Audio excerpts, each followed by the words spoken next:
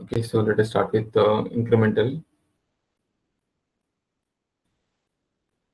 load. Okay, still services are running.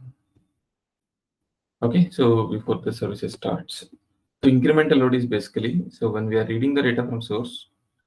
Okay, so till now we have seen that like to read all the data every time, right?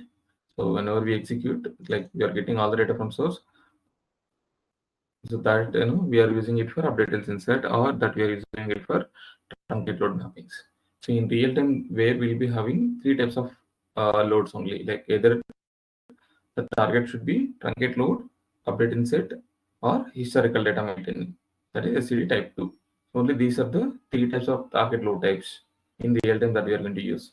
But from source, we will be having two methods, either full load or incremental load.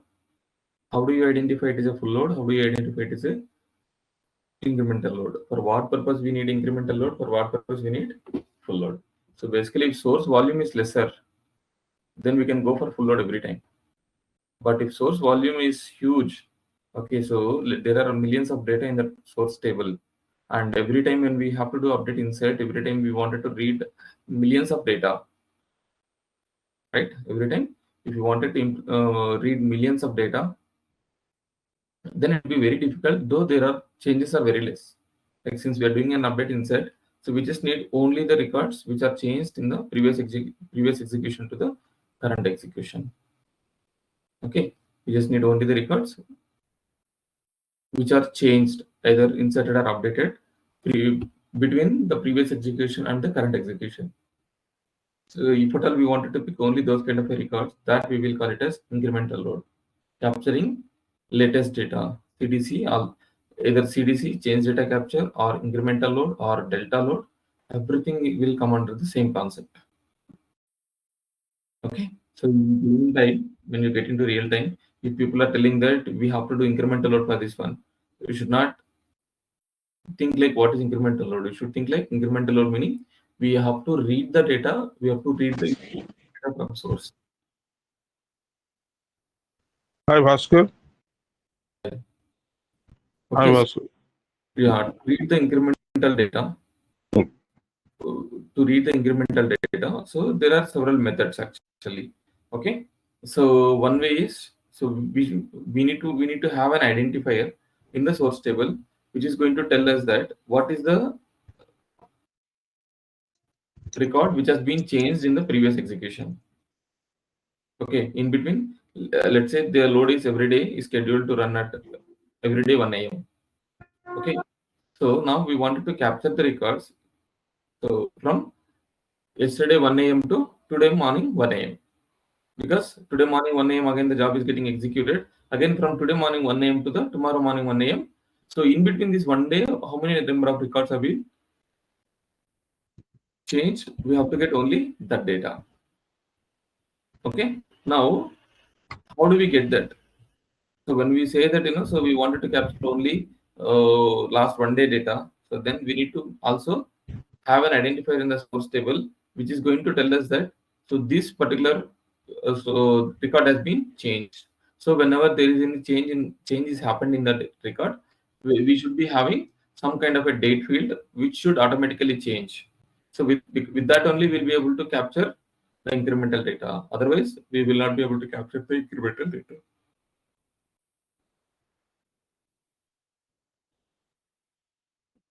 Okay. Now, so basically in real time, so we will be having effective date kind of a field. Okay, where we'll be having effective date field in the source table.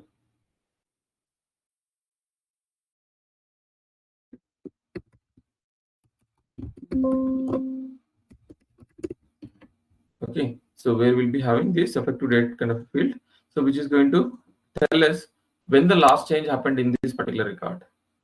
When the last change is happened in this particular record. So with this date, we will be able to identify so which all the records are falling between the condition from yesterday's to today.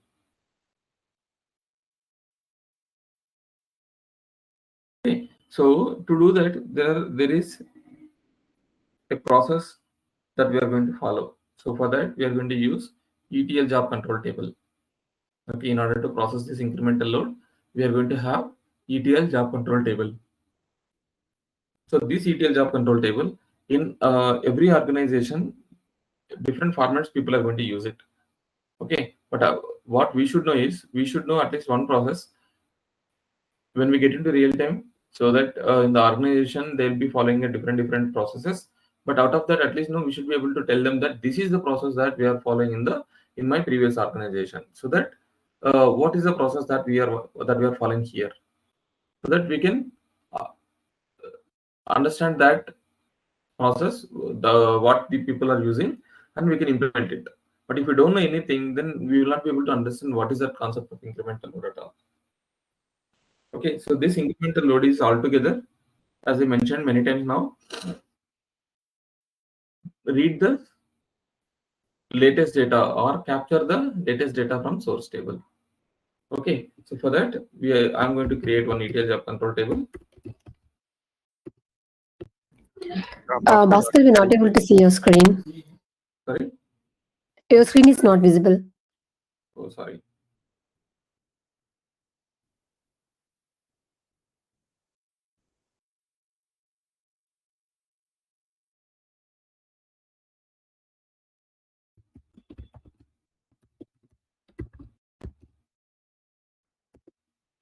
Okay, so this ETL job control will be having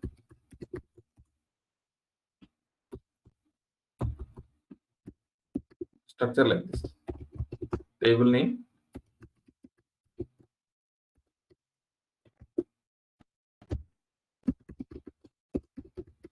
start date, end date. Okay, so this is the structure of an ETL job control table. So in this table, where we will be having entries, we'll be having entries. By using this table only, we'll be able to identify the latest data. Insert into ETL job control. What is the target table name? For this target table, and start date will be for the first time when we have to do. So we have to give some old date. First time we have to give some old date, because for the first execution we have to pick up all the data.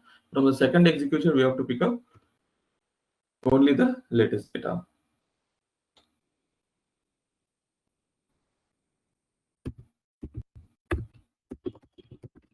To date of 01/01/1900.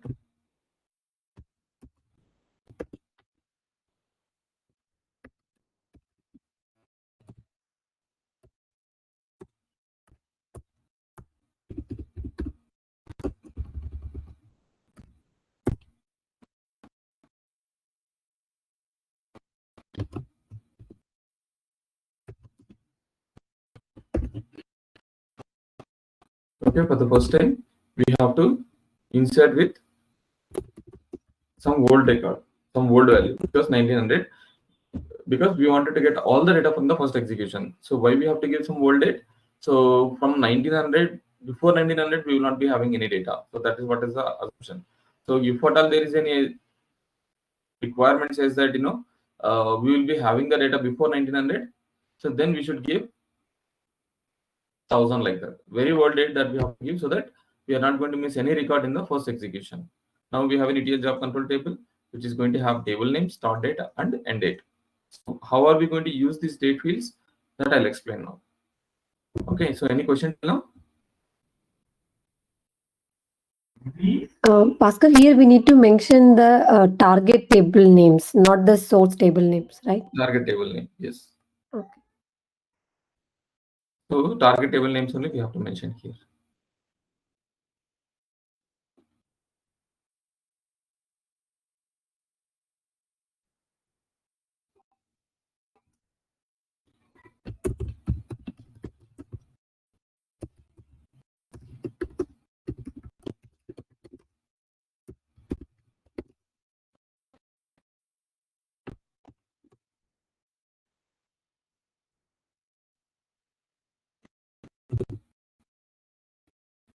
Okay, now we have an employee table. So I'm just taking a very simple table.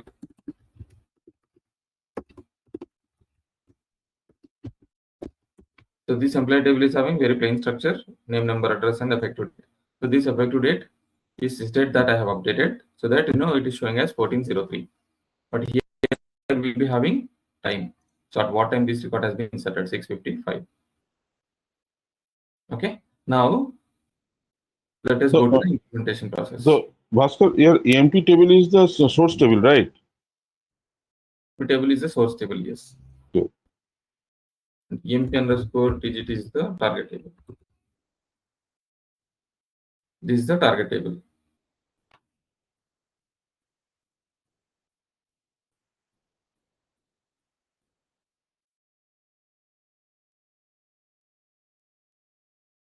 I'll just create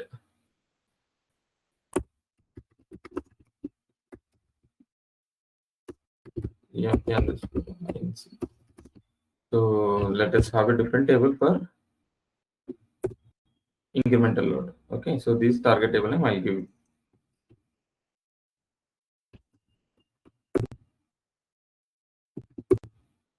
Okay, so EMP underscore INC. Let me have this table. Now let me go to IICS.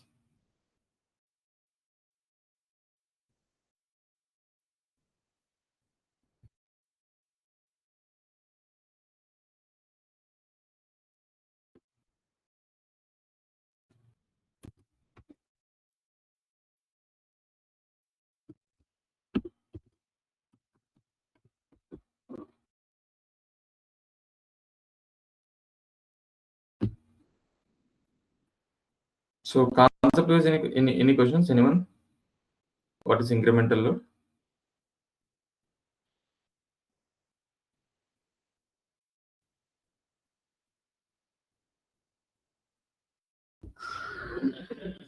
No, Bhaskar.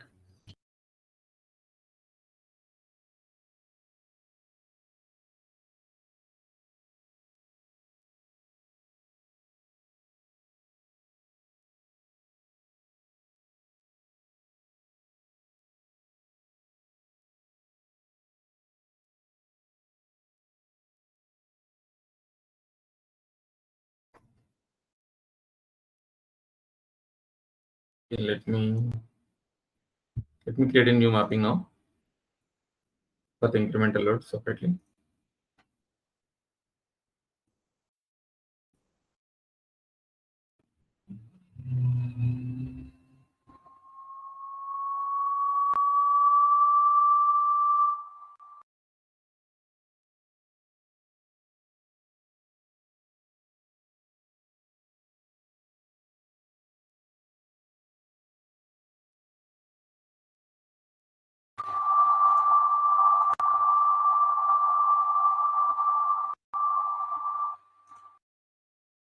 Let me take the source first.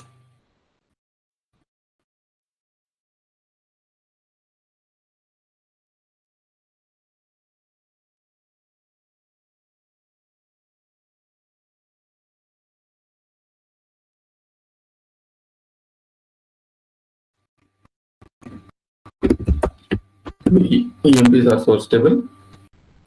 I'm just selecting it. Okay. Now, so in the EMP table that we are selecting, we have all the fields that we are getting from source. Right? Now what we have to do? This is not a plain table. Okay. So this is not a full load table where we have to read all the data from source. So what we should do is we have to write a query. We have to use the query option. We have to define the query. So what we should do is, so basically queries always write. It is not advisable to directly write it here. It is advisable to write it in the database.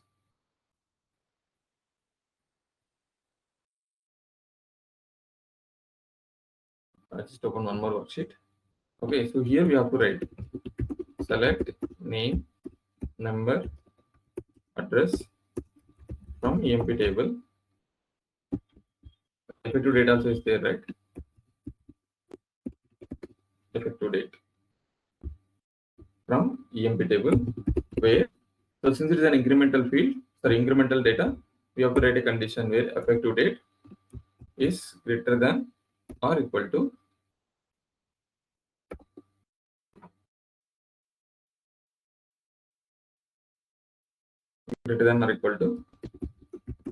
select end date from, we have to write a subquery here, ETL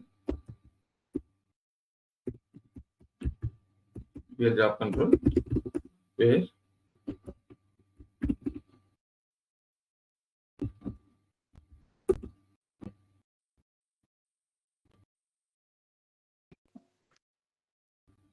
table name equal to EMP underscore INC. So this is because this is our target table. So we have to write this query. Now what we are doing here, so we are not reading all the data. So we are just reading the data only with effective date is greater than or equal to end date. Okay, end date of ETL job control. For the first execution, what is the end date that we have added? 1900. So 1900 is the first record that for the initial value that we have mentioned. So always initial value will be some very old value. So in the first execution, so effective date what we have in the table,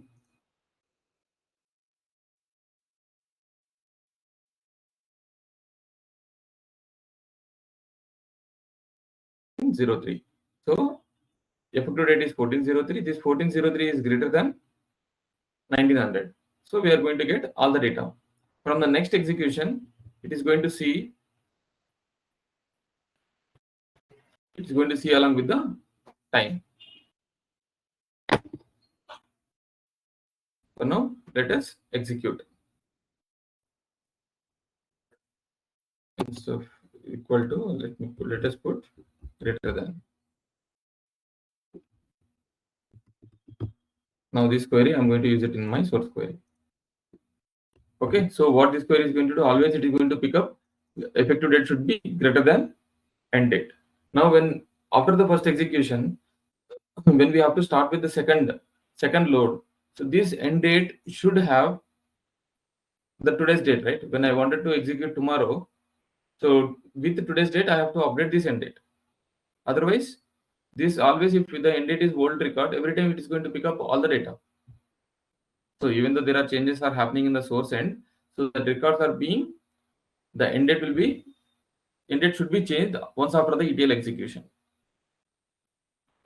Okay, so if end date did not update it, then we'll not be able to get the latest data. So at what time that we are end date is getting updated, so from that time onwards, whatever the changes are happened in the source end, so that records that we are going to pick it, that we have to pick it up. So that's why we have to update the end date. Now, in order to update the end date with today's date or on the day with effective execution, so there are two processes that we will have to follow. Advanced, we have a pre-SQL option. What this pre-SQL is going to do is, this pre-SQL is going to execute before actual source query is going to execute. Okay, now in the pre-SQL, what we have to do is, we have to write an update statement. Update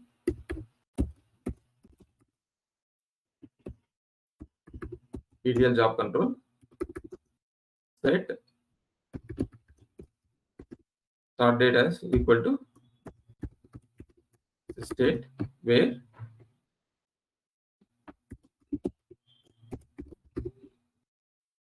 table name equal to EMP underscore INC. Okay, so what we are doing, we are updating the start date before the source query is going to execute. Why? Because if source query is taking 1 or 2 hours of time to read the data and process it, for example, so in this 1 hour or 2 hours of time, if at all there is any record is getting updated, so those records of query will not be able to pick it up, because the junk it is going to, or source query read the data, but in the mapping is taking time. Okay, in between transformation logic applying, so for that it's going to take time. So in that case, source is already processed the data. Sources already processed the data. Now, in between the mapping execution, if at all any record is getting inserted or updated, so we won't be able to pick it up. So that is the reason, before the source query execute, whatever the time is there, with that time, we are going to update the start date. First, we are going to update the start date with system date where table name equal to INC. Now, the first is update statement will execute. The start date of the ETL job control table will be updated. Then the source query will be executed. In the source query, we are using end date field, not the start date field. Since we are using the end date field, so it will be having old value, so that it is going to pick up all the data, or it is going to pick up the incremental data. Now it is going in between that we are going to use transformation logics, and then we are going to load the data into the target table. Now in the target table, when we are going to load,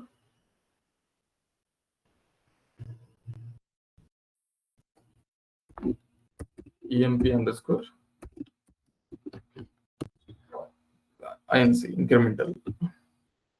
So I'm just enabling this truncate table option. Now in the advanced, what we are going to do, we have a post SQL option. So in the post SQL, what we are going to do is we are going to update the end date. Why we have to use post SQL? This post SQL will be executed only when all the record which is coming from source is processed into the target. Everything is got inserted without any errors. So before the mapping status is getting changed to success, this post SQL will execute. Okay. So in the post SQL, we have to write an update statement. Update ETL job control set end date equal to. So we have to write a subquery here. Which date we have to update? Select start date from ETL job control.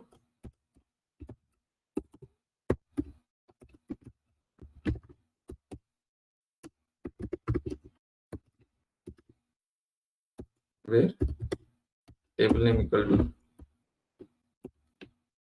emp underscore INC.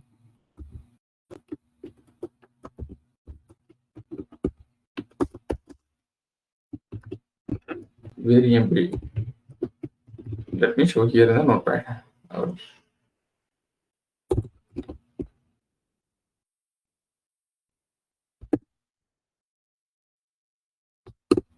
Okay, so here we are updating the end date in the target post SQL. Why we are updating in the target post SQL? Because target post SQL will be executed once after all the records which are coming from source are being inserted or updated. Before it is going to change the status of running to success, then the post SQL executes. So in the post SQL, what we are doing? So this start date, whatever is updated in the pre SQL of source, so that started value, with that started value, we are updating the end date. Because this start date we are going to store before the query execute what is the date and time. So that date and time we are going to update here. For example, if the mapping is failed, okay, if we directly update the end date, if mapping is failed, so then we are going to read all the data again. Or if it is updated, we will be missing the data. We are not going to miss it because the target date is already updated.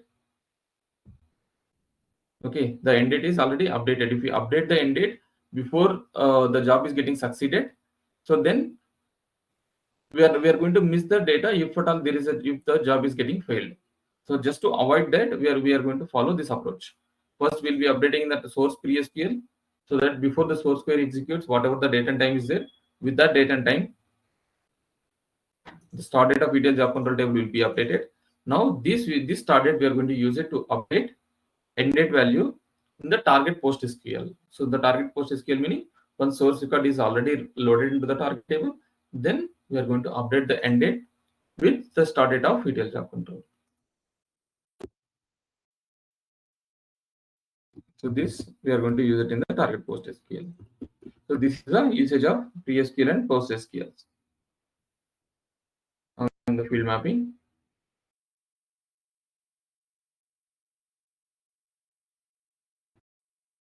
there is no incoming fields. Right.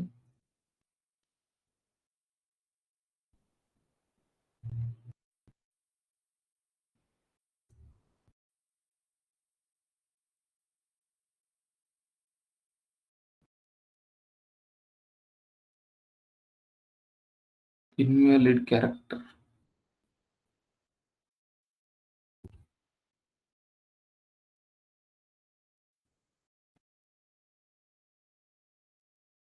Okay, there was a semicolon, so that semicolon. Now go to field mapping. I just mapped it, and target table I have enabled truncate table option. Now I am saving it. Let me change the mapping name.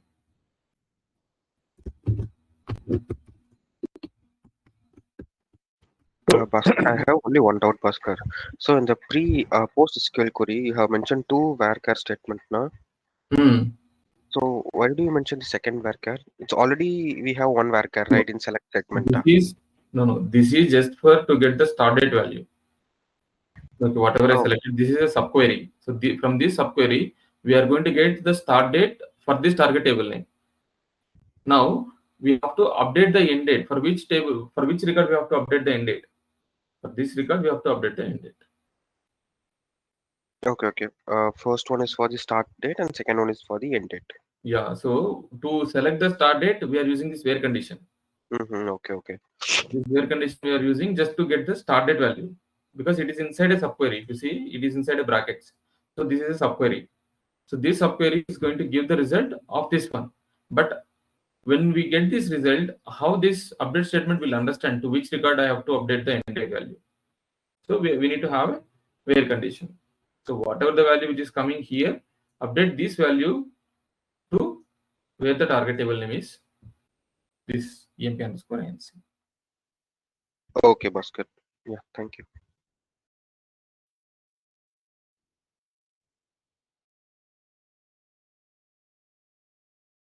So I'm just saving it. Now let me run it.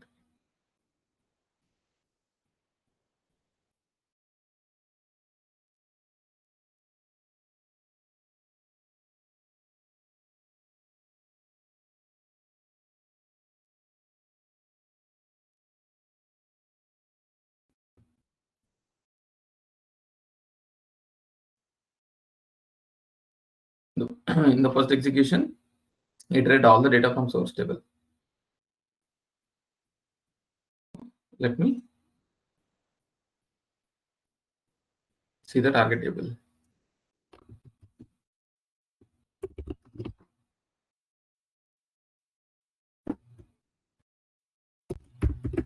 Emp underscore. I can see. See, we are getting all the data. Now when I'm going to execute again, let's say I did not do any changes in the source. So if I execute,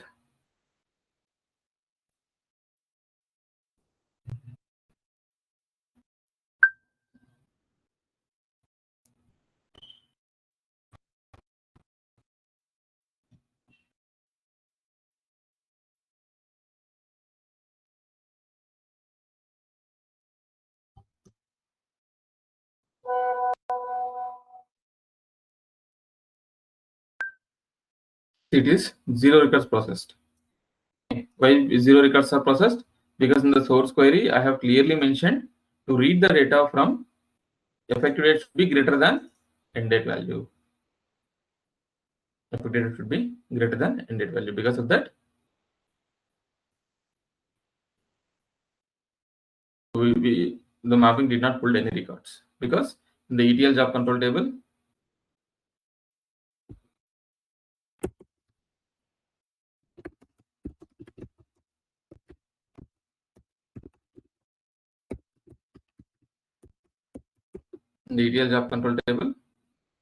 see the start date and end dates are updated. So this end date is 14/03/2025.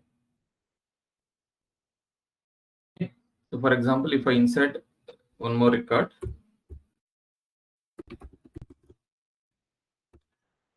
select staff from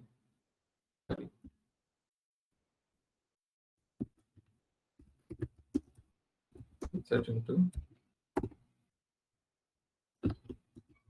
ETL job control.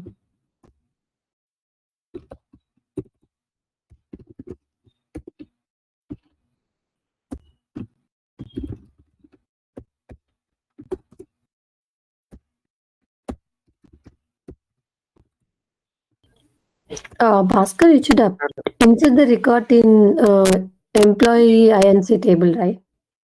Good No? catch. Yes, I purposefully updated. Added this one. Okay, good catch. Okay, I'm just inserting into the employee table. So when I insert with, I'm getting sysdate. Okay, now when our query is giving only one record, even though we have all the data, but our 4 records, but this is the source query. Its effective date is greater than end date. Okay, so this end date is having, what is the value that is having in the end date? 714. Okay, now when the record got inserted here,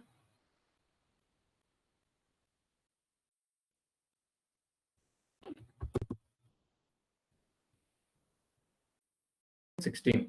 So that's why we are getting only one record. Now when I execute the same mapping again,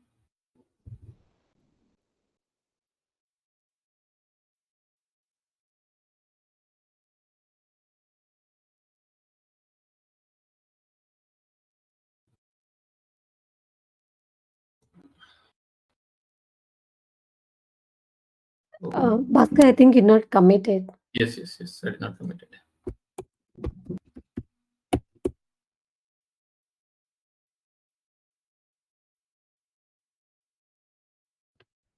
Because in my real time, from past few years, I'm just using Snowflake or Postgres databases. So for them, it is auto commit. For PostgreSQL, it's automatic. No need to commit. Yes. Even for Snowflake, also it's the same. Auto commit. Okay. Did not picked up any record. Okay, why it did not picked up is because in the previous execution is succeeded. In the PostgreSQL, the dates are updated.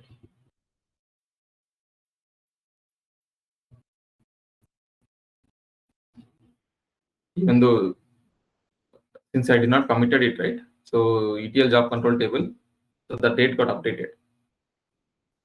So that's why it could not able to, because earlier it could able to, right? Yeah, our query also will not be able to pick it. So that's why we should be very much careful. Bhaskar, you can cross verify, right? By ETL job control. If you check now, you will have the timings, no? Yes, ETL job control. See, what is the time? 7:17. Okay. Okay. Now when we insert the data in, when the record got inserted into the source table, 7:16. Okay. So when we are executing this, so this end date is getting 7:17. Effective date is 7:16. 7:16 is greater than 7:17. Condition false. So we are not getting any data.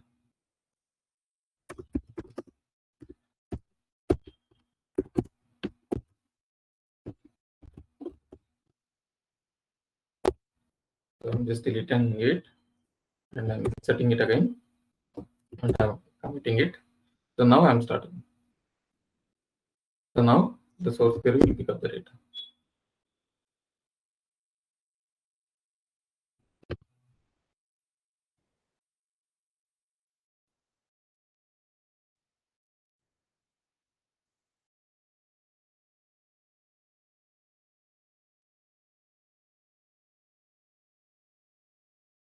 When you are practicing only one record picked up from source. If I check in the target table, every time it is not going to pick up all the data. It is going to pick up only the change data of effective date. So the target table I have enabled as is enabled, because of that every time is getting truncated and reloaded. So in this execution, it inserted only this record.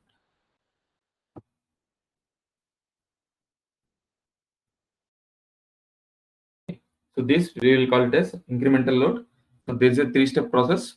Step 1, update the step 1, have the ETL job control table, and step 2, update the start date of ETL job control in the source pre-SQL and use the end date value of ETL job control to read the incremental data. And step 3, In the target post SQL, update the end date value of ETL job control with start date value of ETL job control of the particular target table name. Okay, so this is also one of the important concept in real time and one of the important interview question also. Can you explain what incremental load and how are you going to implement it in your current organization? So this is the way that you have to explain.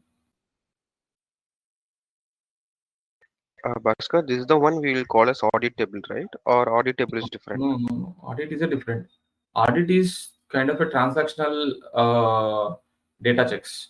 Okay, so when this at what particular time this particular transaction is happened, that is an auditing. Okay, so this is an incremental. This is an incremental load.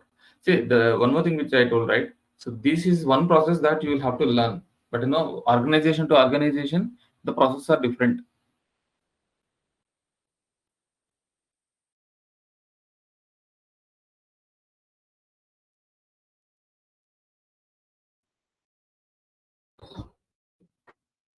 Okay. Any question here in the incremental load?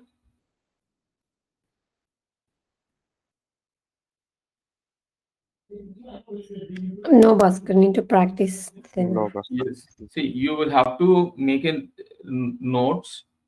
Okay, step-by-step process execution notes. For what purpose we are using this pre-SQL and for what purpose this post-SQL, how pre-SQL is going to execute, how post-SQL is going to execute, how the source query you have to give the condition. So everything you will have to make a note. You will have to make a note, step-by-step process you have to prepare notes. Then you will have to learn. Then only you'll be able to understand. Otherwise, because there will be little tricky here, little the concept, right? See, simply people won't understand, won't listen properly, won't understand properly, and won't practice properly. They'll say that I could not able to understand this concept. This is not a rocket science. This is a very simple concept, a very simple concept. Whoever, because I have seen in my past experience, many people simply says that incremental load is very difficult. I could not able to understand it. What is there to understand? There are the only three, four steps are there. So if you're not able to understand three, four steps, also like what's the point? There is no point to work in. There is no point to work in IT industry. And this is very difficult. I could not able to understand at all like that. Many people says that. Okay, any concept of informatica, okay, you should not at all. There is no complexity, and you should not. There is no point to tell this is very complex until whatever I have explained till now.